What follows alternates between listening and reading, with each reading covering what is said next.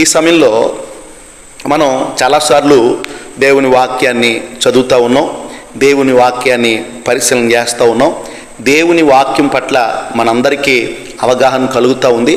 దేవుని వాక్యము మనల్ని నడిపిస్తున్న మార్గంలో మనం నడుస్తూ ఉన్నాం. ఈరోజు దేవుని వాక్యము ద్వారా మన ఆధ్యాత్మిక జీవితానికి సంబంధించినటువంటి మరి కొన్ని విషయాలు పరిశుద్ధాత్మ దేవుడు వింటున్నటువంటి నీకు, చెప్తున్నటువంటి నాకు, ఆయన పిల్లలై ఉన్నటువంటి ప్రతి ఒక్కరికి నేర్పించాలనుకుంటున్నాడు.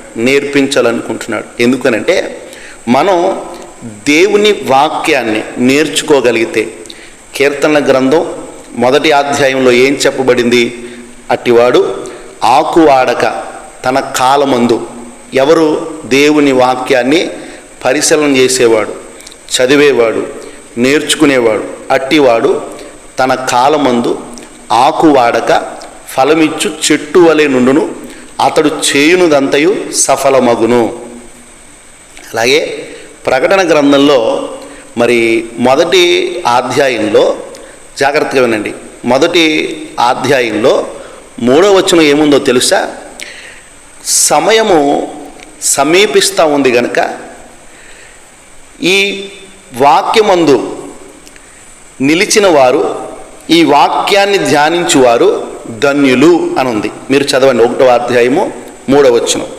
కాబట్టి క్రైస్తవులమై ఉన్నటువంటి మన ఆశ, దేవుని పిల్లలమై ఉన్నటువంటి మన కోరిక ఏంటంటే, దేవుడు మన కొరకు సిద్ధపరిచిన ఆ పట్టణానికి, ఆ ప్రదేశానికి, ఆ రాజ్యానికి మనం చేరాలనేది, మనం వెళ్ళాలనేది దేవుని చిత్తం.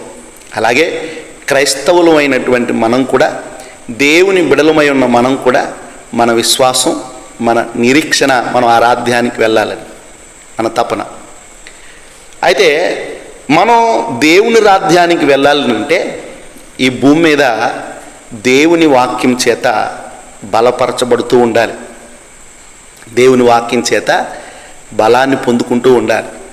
ఒక మాట చెప్తాను, మనం ప్రతిరోజు ఆహారాన్ని తింటూ ఈ శరీరానికి బలాన్ని ఎలాగైతే ఇస్తున్నామో, ఈ శరీరమందు నివసించేటువంటి దేవుడు ప్రసాదించినటువంటి ఆత్మ, దేవుని వాక్యము ద్వారా మనం బలపరచుకోగలిగితే, దేవుని వాక్యము ద్వారా మనం ఆత్మను బలపరుచుకోగలిగితే, ఈ ఆత్మ దేవుని రాకడకు, దేవుని రాజ్యానికి సిద్ధపరచబడుతుంది.